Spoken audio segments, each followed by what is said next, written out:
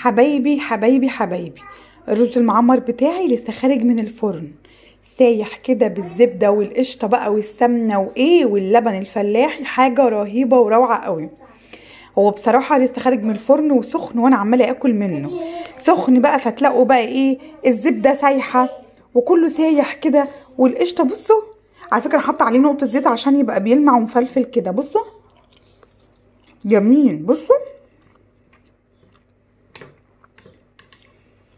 بالزبده بقى والقشطه والسمنه، حاجه مفيش بعد كده. ده الرز المعمر الفلاحي لسه خارج من الفرن سخن، بصراحه انا عماله اكل منه مش مبطله، سخن بقى وكله سايح في بعضه، حاجه روعه. بصوا القشطه، عايزه اوريكم بس كده، بصوا القشطه، بصوا القشطه، بصوا يا سلام بقى. ده الرز المعمر الفلاحي يعني، ايه رايكم؟ صدقوني لسه خارج من الفرن.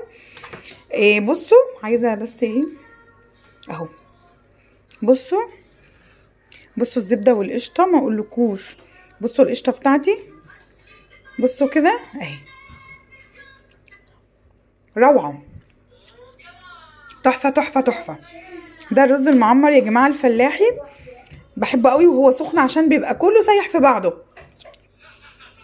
جميل خطير.